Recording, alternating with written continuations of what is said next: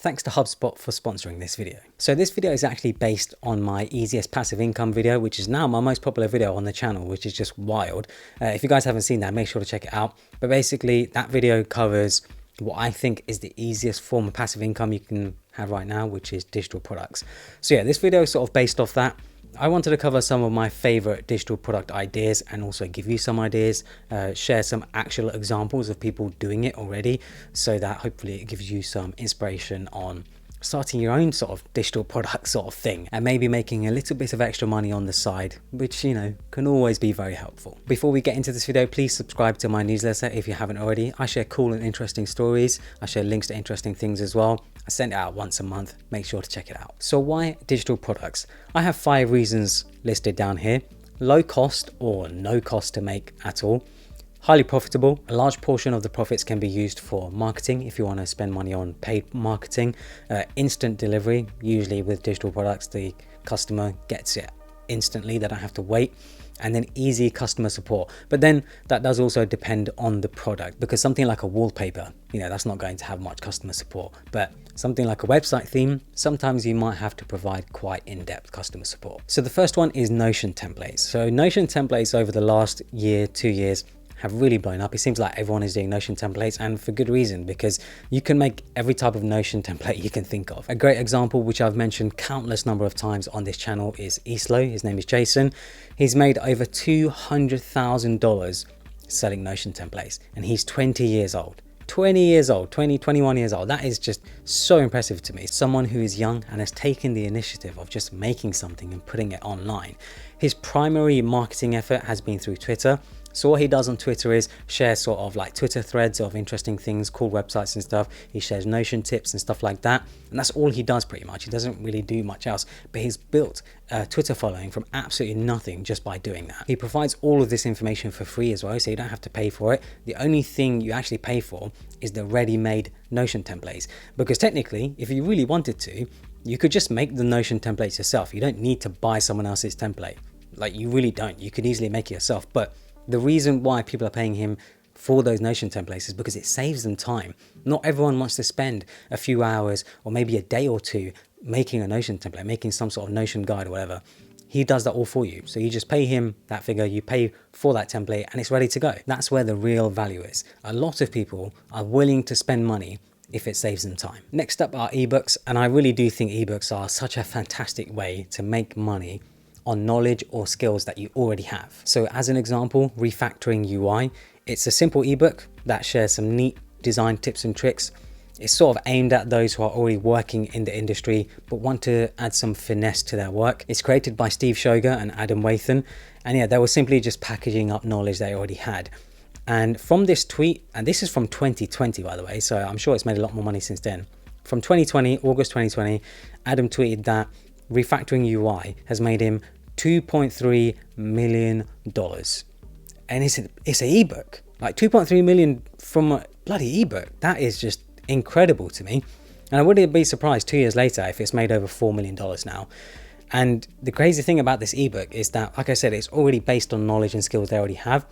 And the cost of making it was probably just however many months they spent making it and then putting it up, and after that there are no other costs involved. It's just so impressive to me and just shows how people are willing to spend money for knowledge and skills from someone else who already has that experience. I'm actually considering making an ebook myself, mainly because so many of you ask how to be a creator, how to make money online, how to do this, that and the other.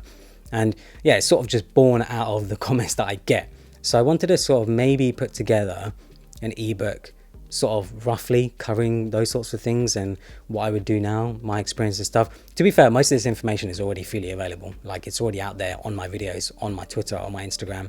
But I know that some people just want it in sort of one place in an ebook, and that's what I'm considering doing. So yeah, I might put up a pre-order page. Just have a look at the description. This is literally just me thinking on this video right now. So yeah, have a look at the description. I might leave a pre-order page for it. I'm asked often how would I go about marketing these digital products, and there are numerous ways really. You could do paid marketing or social media marketing, which is what I primarily do and what I would actually recommend for digital products. HubSpot actually has a huge array of free resources that are perfect for creators. Like I said, they're sponsoring this video. If you plan to promote your digital products through online marketing, they have the content promotion kit, which includes a checklist for making sure you cover all of the angles, templates for getting in touch with potential leads, customers and influencers, as well as templates for promoting content on social media. If you're someone who is stuck and doesn't really know where to start when it comes to promoting your products, I would recommend checking this out. They also have the ebook templates kit. So if you want to share your knowledge and expertise in an ebook, like I mentioned earlier, but don't have the time to put together one from scratch, this is perfect for getting you started. It includes 12 InDesign ebook templates, 12 PowerPoint ebook templates, and a bunch of other useful stuff such as icons, images, and much more. So I'll leave links to everything in the description below. Make sure to check it out. Next up, we have courses slash sort of guide. And this is sort of following on from ebooks, you could say. I feel like it's a more advanced version of an ebook. And I feel like it's actually another really great way to make money from an existing skill. So a prime example that I have here is Figma Academy. This is a course where you can learn to get the most out of Figma. I use Figma pretty much every single day for all of my design work. I use it for branding, for even YouTube thumbnails, and just as a sort of artboard to get things down on a screen, on paper basically. Rid, who is the creator of the course, has personally told me that he's on track to make $700,000 from Figma Academy this year. That blew my mind when he told me. I am so impressed because he's just taking, again, just the knowledge of Figma, knowing how to use Figma, and made like a course out of it. And for $500, which is what it goes for, I think that's a really reasonable price, to be honest. Like, that's an incredible price for basically giving you all of the knowledge that you need to know how to use Figma. Like, you know, if you went to university or you went to school and you had to pay for something like that, you'd be paying a lot more money. So yeah, I think it's actually a really good product sort of guide course thing that he has here. The course itself basically teaches you how to make design systems, workflows, work on responsive design, and hand off to developers all in Figma. Again, this is all pretty standard stuff. Like, I feel like you can learn all this stuff online. Anyone can learn this stuff online. But the whole point of this is that it accelerates that process. Some people don't want to be looking at lots of documentation, looking through lots of tutorials and articles. They just want to have one place where they have everything, and this is exactly what it does. And again, it goes back to what I mentioned earlier. A lot of people are willing to pay for something if it saves them time. I feel like most of us already probably spend money to save time here and there. So let's just say like your car broke down. You could learn how to fix your car. You could probably take the time and effort to fix your car. It will take you hours, maybe days to figure out how to get it fixed, but not everyone wants to do that. This is why we have mechanics. This is why we have plumbers. This is why we have gardeners, cleaners, and all these different things. These people, you're paying them to basically save you time so that you don't have to learn how to do it or do it yourself. Next up, we have design UI kits. So if you already have design chops, maybe a UI kit could work. Untitled UI is a Figma UI kit and design system that consists of a ton of different ready-made UI elements, icons, and typography settings. The creator of it says in his description, for the product description, that 50,000 people have used the kit. Who knows if 50,000 people have actually bought it, because that would be absolutely wild. That would mean $5 million in revenue from this UI kit, which is just insane if they just bought the lowest tier. But let's look at it from another angle. Let's go off the low end. There are 1,100 ratings for the product on Gumroad. To rate the product on Gumroad, you will have had to have bought it. You can't rate it without buying it. So even with 1,100 customers, it's still over $110,000 in revenue. Again, a very simple digital product. All that's required is Figma knowledge and time. Icons. So 2 years ago, when iOS 13 came out, Apple sort of gave us the ability to customize your icons on your iPhone. It was a convoluted way of doing it, but at the time, I saw a few people here and there making icon packs, especially James Traff. He was actually my main inspiration. He's a good friend of mine. So I thought, hey, I'd make an icon pack, and I made the icon pack in an afternoon. I booted up Figma and just got to work. I was actually, yeah, this is actually a crazy story. So I was in the middle of chemotherapy at the time of me making these icons. That afternoon that I was making those icons, later in the afternoon, I actually had to go in and have another chemo session, get the needle in my arm, have the drugs put through me that same day. I don't even know how I had the energy or the creative spark to do it, but I just did it anyway. 2 years later, that icon pack has now made me $47,000 which is, to me, is just outrageous. Like, it doesn't really make sense, especially because I just spent such few hours on it and I've simply just left it running in the background, making me money. The real cost of making these icons was just my own time. I didn't actually spend any money or anything. I literally just spent that afternoon, that day, making those icons, and that's it. So $47,000 for what is an afternoon of work is pretty wild. But then I feel like that's the wrong way to look at it, right? Because you got to look at it in the sense of, I spent years learning design. I spent years learning Figma. I spent years building up an audience. Like, all of this sort of accumulated into this moment of this one afternoon of making these icon packs, well, making this icon pack and then making $47,000. So I definitely do make it sound easy, like, you know, it only took me an afternoon of work, but no, like it took me years sort of to get to that stage in the first place. Another example of someone making money from icons is my friend James. So he started a website called Iconic App where you can download a bunch of free and premium icons. And instead of spending months making one huge icon pack, he's taken a different approach. He instead makes 10 new icons every week, adding them to the collection. So he doesn't have to spend all of his time, like for how many months, making this huge icon pack. He can just do a little bit at a time every week. And you can imagine over time, this collection will grow very, very quickly. In the first year of business, he's made $33,500. And this was, June 2022 when he tweeted this out. $33,000 from a bunch of icons where he spends a few hours every week making them. Yeah, that's pretty damn good if you ask me. And again, you know, it didn't sort of just happen overnight. You know, all of those years he spent designing, he knew how to make icons and stuff, and now he just continually updates it. He works with Orman as well, and yeah, they both sort of work together and they've made this sort of icon collection, and it just keeps growing. Presets. So if you love photography like I do, I take a lot of pictures, actually, a ton of pictures. Anyway, you will most likely have your own sort of collection of presets, you could say, because I use Lightroom to edit all of my photos, and yeah, I have my own sort of presets that I use, and I copy and paste them between images. And yeah, I've been selling those presets online for a few years now. I don't really promote them too much. I should promote them more. But yeah, anyone who sort of comes across my Instagram profile, they can click on my website link in the bio, and then they can sort of just go through and find them if they're really looking for them anyway, that is. To date, I have made $31,000 from my Lightroom presets. And like I said, I feel like there's just so much more room for growth here, because $31,000 from some Lightroom presets that I already had, that I already put together for pasting across my own pictures, that's just super, super easy. I could definitely put more marketing effort into them. Actually, two things that I've listed down here is that I could build an Instagram profile just showing lots of before and after pictures with my presets. I could show sort of editing processes and stuff like that. And I could also even make videos on how to edit Lightroom pictures and then sell my presets that way. That's a really, really good way to make money, and that's exactly how a lot of people make money. I know Peter McKinnon made a lot of money from presets. I heard through the Vine somewhere that he made like over $1 million in a year from presets, which is just wild because that's pretty much all profit.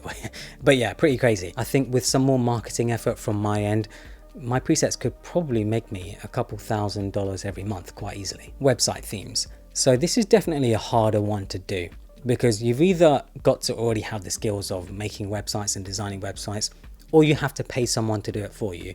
So I always mention my Tumblr themes. I feel like I mention my Tumblr themes in every damn video, but it's what got me started. It's what got me going. Yeah, my Tumblr themes have made me nearly $700,000 since 2014. I actually wouldn't recommend anyone make Tumblr themes anymore. It's just not really worth it, because the platform itself, Tumblr itself, is pretty much dead. Let's be honest. Like, I don't know anyone who uses Tumblr really, but there are a bunch of new and existing services that still require website templates. So WordPress is a big one. There are tons of developers on ThemeForest making tens of thousands, hundreds of thousands, millions just from WordPress themes, which, yeah, it's crazy to me. Like, people can make that sort of money from website templates. Webflow and Framer are newcomers on the scene, but the market for them has really blown up, and I feel like they're primed for high quality templates. Hell, if I had the time, I would probably be making templates myself. Maybe I should really pay someone to make the templates, because I feel like it could be a good way to make some extra money. Etsy digital products. So this is a new one that I hadn't really thought of before, but on Etsy, there are a bunch of creators selling all sorts of digital products I really hadn't thought of. So one that caught my eye is wedding card designs. Designers are putting together their own wedding card designs and then selling them to people like wedding planners, or just anyone who's just planning their own wedding or sorting out their own wedding. Pretty genius, really. And something I'd never really thought of before. And you're not just limited to wedding cards. You could do party cards, custom art, posters, and a bunch of other stuff.